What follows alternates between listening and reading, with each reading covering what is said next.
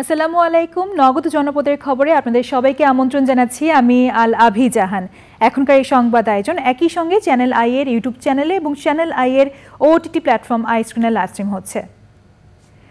নেপালের মাঠে ফাইনালে নেপালকে 4-1 গোলে হারিয়ে প্রথমবার সাফ অনূর্ধ্ব 20 মেন্স ফুটবল টুর্নামেন্টে চ্যাম্পিয়ন হয়েছে বাংলাদেশ। ভারতকে হারিয়ে ফাইনালে ওঠা অদম্য লাল সবুজের তরুণদের সামনে দাঁড়াতেই পারেনি দুইবারের চ্যাম্পিয়ন নেপাল। নেপালের ললিতপুরের আনফা কমপ্লেক্সে অনুষ্ঠিত ফাইনালে শুরুতে দাপট দেখাচ্ছিল নেপালিরা, তবে 46 মিনিটে ফ্রি কিক থেকে মিরাজুলের চোখ জুড়ানো গোলে বাংলাদেশ এগিয়ে যেতেই পরিস্থিতি পাল্টে যায়। এরপর 54 মিনিটে দ্বিতীয় গোল করেন মিরাজুল। এই গোল তাকে টুর্নামেন্টের সর্বাধিক গোলদাতার আসনে তুলে দেয়। এরপর 70 মিনিটে মিরাজুলের পাসে রাহুল গোল করে বাংলাদেশের প্রথম এই টুর্নামেন্টে শিরোপা জয় নিশ্চিত করে। 95 মিনিটে গোল করে বাংলাদেশের লিড আরও বাড়িয়ে দেন পিয়াস। নেপালিরা একটি গোল শোধ করলেও বাংলাদেশের শিরোপা জয় ঠেকাতে পারেনি। Bangladesh take another goal here. The Bengal Tigers roar again, and this time they have been quite brave and they have been quite effective. The Bengal Tigers. টানা 3 দিনের বৃষ্টিতে নোয়াখালীর বন্যা পরিস্থিতির অবনতি হয়েছে। পানি বেড়ে যাওয়া স্থানগুলোতে ত্রাণ পৌঁছে দেওয়া যাচ্ছে না, সীমাহীন দুর্ভোগে মানুষ। ফেনীতে বন্যার পানি নামতে শুরু করায় আশ্রয় কেন্দ্র থেকে মানুষ ঘরে ফিরতে শুরু করেছেন। বাড়িঘর নষ্ট হয়ে যাওয়ায় বিপর্যস্ত জনজীবন। প্রতিনিধিদের পাঠানো তথ্য ও ভিডিও চিত্রে লাইলা নওশিনের রিপোর্ট। নতুন করে টানা 3 দিনের বৃষ্টিতে নোয়াখালীর কবিরহাট, সেনবাগ, সোনাইমুড়ি ও চাটখিল উপজেলার নতুন নতুন এলাকা প্লাবিত হয়েছে। দুর্গম গ্রামাঞ্চলে খাবারের জন্য হাহাকার। বৃষ্টিতে পানি আরও বেড়ে যাওয়ায় দুর্গম এলাকায় গ্রামগুলোতে পৌঁছানো যাচ্ছে না। খাবার আর নিরাপদ পানির সংকটের সাথে রয়েছে সাপের আতঙ্ক। চতুর্দিকে পানি, ভয়াবহ সাপ, দেখি সারা রাত জাগন থাকি। এখানে হাঁটু পরিমাণ পানি, কোমর পরিমাণ পানি, বুক পরিমাণ পানি, ওই জায়গায় কেউ ত্রাণ নিয়ে যাচ্ছে না। এখানে কোনো সরকারিভাবে ত্রাণ সামগ্রী এ পর্যন্ত আমাদের এই এলাকায় কেউ পায় নাই। মহিলাদের খুব কষ্ট হয়, এই ভিতরে বাচ্চাদের বিভিন্ন রকমের রোগ দেখা দিচ্ছে। নোয়াখালীতে 1169টি আশ্রয় কেন্দ্রে 2,16,000-এর বেশি মানুষ আশ্রয় নিয়েছেন। ডায়রিয়ায় 257 জন ও সাপের কামড়ে 71 জন সদর হাসপাতালে ভর্তি। পানিতে ডুবে ও বিদ্যুৎস্পৃষ্ট হয়ে এ পর্যন্ত 8 জনের মৃত্যু হয়েছে। ফেনী থেকে বন্যার পানি নামতে থাকায় ভেসে উঠছে বাড়িঘর ও বসতভিটা। তবে দীর্ঘদিন পানিতে ডুবে থাকায় বসবাসের অনুপযোগী হয়ে পড়েছে। বহু মানুষ এখনো ঘরে ফিরতে পারছে না। যে টান আসছে টানে কিন্তু শর্ট নেই।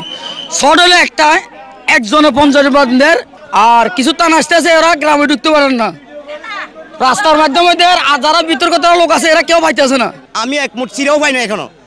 আপনি যাই দেখেন আমার ঘরটাও নাই। আর সব মিলে 7 লাখ থেকে 7.5 লাখ টাকার মতো ঋণ। এখন টাকা কেমনে পরিশোধ করবো আমরা খুঁজে পাচ্ছি না, চিন্তা আপনাতে আসি। এ পানি কোন জায়গা থেকে আসে আশ্চর্যের বলার বাইরে। আর মা বাপের আমলেও দেখে না, দাদা দাদির আমলে এতটুকু পানি দেখে নাই। ব্যবস্থা নাই, খানারও ব্যবস্থা নাই, কিছু। উত্তর দৌলতপুর কোয়া নদীর মাঝখানে, আমরা 2 নদীর মাঝখানে, কেউ যেতে পারে না। শত শত মানুষ এখনো আশ্রয় কেন্দ্রে, কেউ ছুটছেন দূরে স্বজনদের কাছে। যারা ঘরে ফিরেছেন তারাও মুখোমুখি হচ্ছেন অবর্ণনীয় দুঃখ কষ্টের। অনেক দুর্ভোগ চলতেছে, কিন্তু ত্রাণের জিনিস বা যাই কিছু মানুষের দিতেছে, যে পাইতেছে, যারা পান না। রঙা চলি আইতেছে, রঙা থাকবো ঘন্টা কি গন্ধ ঘন্টা আমাদের ঘন্টা জানে। ক্ষয়ক্ষতি দেখেন না, সব ডলার নিয়ে গেছে, সব ভাঙ্গে চুরি গেছে। ধান চাল কিছু নাই, সব কাপড় চোপড় কিছু বাঁচাতে পারেনি। আনপণ্য নিয়ে দুর্গতদের কাছে যান নৌবাহিনী প্রধান। কিছু কিছু এলাকায় আমরা জলযান নিয়ে যেতে পেরেছি। এখন পানি কমে যাওয়ার জন্য অনেক জায়গায় যাওয়া যাচ্ছে না। যেসব জায়গায় আমরা এখনো পৌঁছাতে পারিনি সেখানে আমরা পৌঁছে যাবো ইনশাআল্লাহ। লক্ষ্মীপুরের বিশাল এলাকা এখনো পানিতে ডুবে আছে। খাবার ও নিরাপদ পানির সংকটে মানুষ। বন্যায় জেলার 4 জনের মৃত্যু হয়েছে। পর্যাপ্ত ত্রাণ পাচ্ছে না বানভাসী মানুষ। আমার 8-10 লাখ টাকার মাছ নষ্ট হয়েছে, 2টা প্রজেক্ট চলে গেছে, গরুর ফার্ম চলে গেছে, গরু চলে গেছে। লাইলা নওশিন, চ্যানেল আই।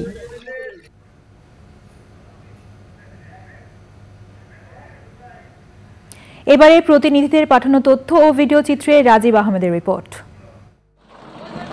পটুয়াখালীর মহাসড়কগুলো দীর্ঘদিন মেরামত না হওয়ায় চলাচলের অনুপযোগী হয়ে পড়েছে। দুর্ভোগ কমাতে নিজস্ব উদ্যোগে সংস্কার কাজ করেছেন পৌর বিএনপির সভাপতি মোহাম্মদ কামাল হোসেন। সকালে স্বেচ্ছাশ্রমে দলীয় নেতাকর্মীদের সাথে নিয়ে প্রায় 1 কিলোমিটার সড়ক চলাচলের উপযোগী করে তোলেন তারা। চাঁদপুর মৎস্য অবতরণ কেন্দ্রের ব্যবসায়ীদের পক্ষ থেকে প্রতারক অনলাইন ৪১টি প্রতিষ্ঠানের তালিকা প্রকাশ করা হয়েছে। এই তালিকা প্রকাশ করেন জাতীয় ভোক্তা অধিকার সংরক্ষণ অধিদপ্তর চাঁদপুর জেলা কার্যালয়ের সহকারী পরিচালক নূর হোসেন। বিভিন্ন অনিয়ম ও দুর্নীতির অভিযোগ এনে কিশোরগঞ্জে ইটনায় মাদ্রাসা অধ্যক্ষ আব্দুল হেকিমের পদত্যাগের দাবিতে বৈষম্য বিরোধী ছাত্র আন্দোলনের ব্যানারে মানববন্ধন করেছেন শিক্ষার্থী ও এলাকাবাসী। ফেনীর বিভিন্ন আশ্রয় কেন্দ্রে সামাজিক সংগঠন আমরা বিএনপির পরিবারের আহ্বায়ক আতিকুর রহমান রুমান শাড়ি, লুঙ্গি, শিশু খাদ্য, শুকনো খাবার, টর্চ লাইট সহ প্রয়োজনীয় নানা ত্রাণ সামগ্রী বিতরণ করেছেন। রংপুরে হয়রানিমূলক মামলা প্রত্যাহারের দাবিতে সংবাদ সম্মেলন করেছেন গঙ্গাচাড়া উপজেলার লক্ষ্মীটারি ইউনিয়নের ইউপি চেয়ারম্যান আব্দুল্লাহ আল হাদি। সংবাদ সম্মেলনে তিনি মিথ্যা মামলা প্রত্যাহারের দাবি জানান। নওগাঁয় হোমিওপ্যাথি কলেজ ও হাসপাতালের অধ্যক্ষের পদত্যাগের দাবির প্রতিবাদে শিক্ষক, শিক্ষার্থী ও অভিভাবকদের মানববন্ধন কর্মসূচি পালন হয়েছে।